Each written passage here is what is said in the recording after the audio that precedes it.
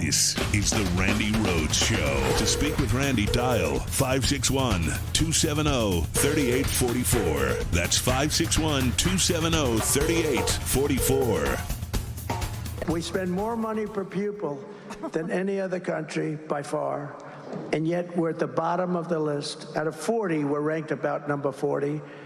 And I'm going to close the Department of Education and move education back to the states. And we're going to do it fast. Maybe I'll have you do that. I'll use Lee.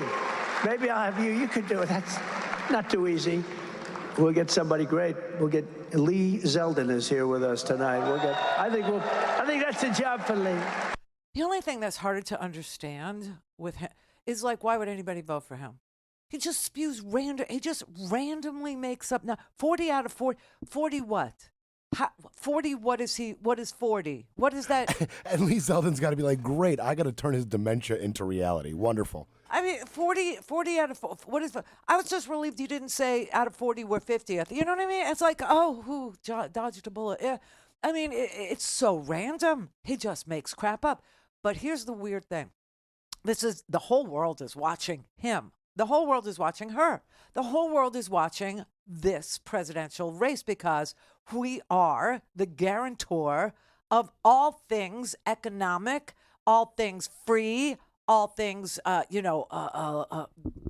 democratic, all things good in the world. We are the shining city on the hill. We are. We're the indispensable nation. Like it or not, that is who America is. Okay, I happen to like it, but there are people that are like, it's too much for us. We shouldn't do it. Yeah, well, you won't like who replaces us. That's all I'm saying. But Rando over there telling the whole world that we have the worst educated workforce in the history of 40-somethings. I don't know what they are. 40 nations, 40 states. We have 50. I mean, I don't know what he's talking about. And then yesterday he goes, but we're going to go take other people's jobs. Under my leadership, we're going to take other countries' jobs. Did you ever hear that expression before? Have you ever heard that we're going to take other countries' jobs? It's never been stated before. We're going to take their factories, and we had it really rocking 4 years ago. Rocking. We're going to bring thousands and thousands of businesses and trillions of dollars in wealth back to the good old USA. That's what we're going to be doing it, and doing it fast. He's insane. First of all, his tax plan incentivizes that if you make money offshore, if you make money overseas, there's zero tax on it, zero. And that goes for corporate too. So there's zero tax. He literally incentivizes offshoring. And during his presidency, 50 coal-fired power plants shut down. God help you. I mean, the people of Lordstown, remember, he was promising, he was saying, go buy a house. Go ahead, go do it, because this factory isn't going anywhere. It's shut down. Do you know? I mean, he was talking about his manufacturing miracle as factories were bleeding, hemorrhaging jobs. And I don't know, he's such a good salesman that people actually believe that he was able to pull off a great economy. It really did blow. It wasn't good. It wasn't good. His management of COVID was worse. We were hemorrhaging jobs before COVID. Then during COVID, it just went woo. And then he left us with all of that. He literally left us with a global pandemic raging.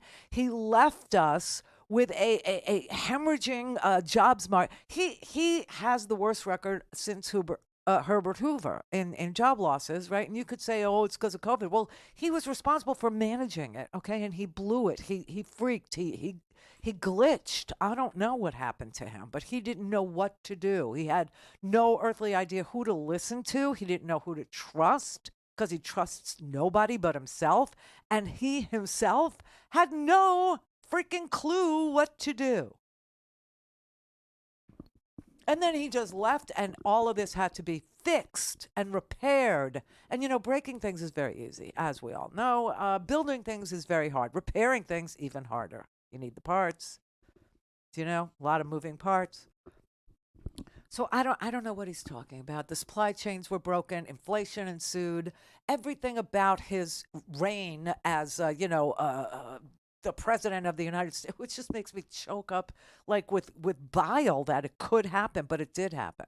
That that on that record, he's such a good salesman that he can make you long for those days again. I mean, like, I remember being in the middle of it, okay? In the middle of it going, when is this going to end? Oh my God, I can't believe I have to put a mask on my face. And people were disinfecting their groceries. Nobody knew what to do, okay? We were wearing, I remember going to the grocery store wearing gloves. People, nice people in this audience. There was a guy who owned a medical supply company, and he kept sending me, like, as the masks would improve, he kept sending me the new and improved mask, and he would send me boxes of gloves, boxes of latex gloves. I mean, it's just so crazy, so insane, because I already had them, because I used them for other things, you know.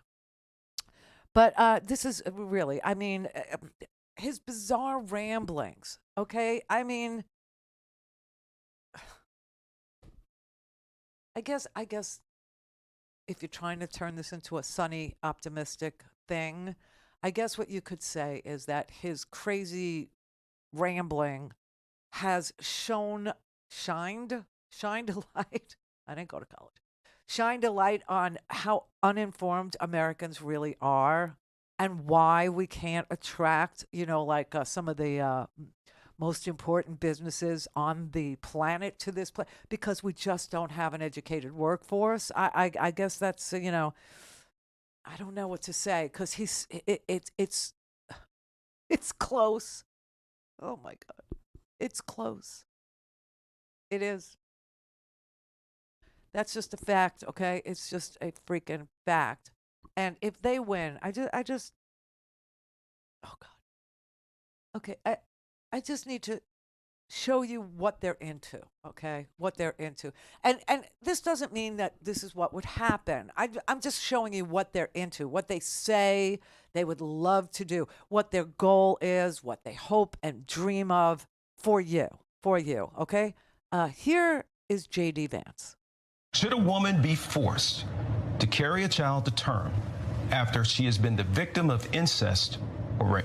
We want women and young boys in the womb to have the right to life. I think two wrongs don't make a right. This is one of the great tricks that I think the sexual revolution pulled on the American populace, which is this idea that, like, well, okay, these marriages were fundamentally, they were maybe even violent, but certainly they were unhappy, and so getting rid of them and making it easier for people to shift spouses like they change their underwear, that's going to make people happier in the long term. We're effectively run in this country via the Democrats, via our corporate oligarchs, by a bunch of childless cat ladies who are miserable at their own lives and the choices that they've made, and so they want to make the rest of the country miserable too. I also think, there's something comparable, between abortion and slavery. Oh my God. Wow.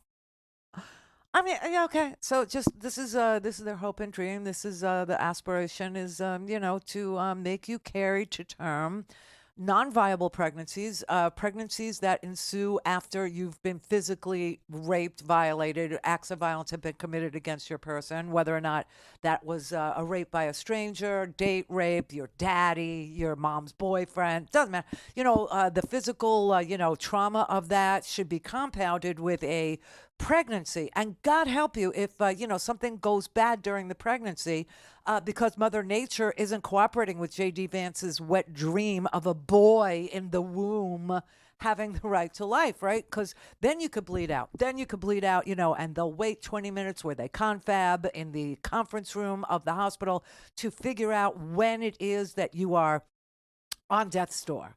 And at that point, maybe they will do the simple little, procedure known as DNC.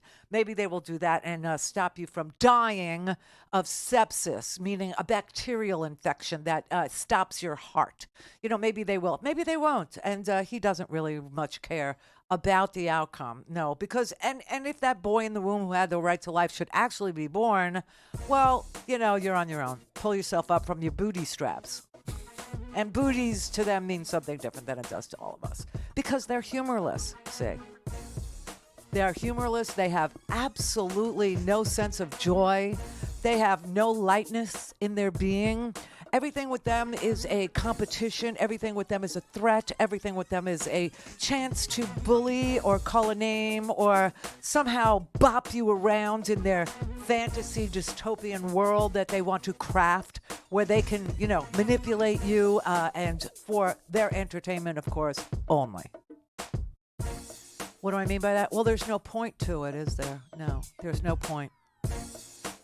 Oh, God. How is this close? I don't know, but it is. It is. Don't have time to listen to the live show? Want to hear more on your schedule? Go to randyrhodes.com and buy a stinking podcast.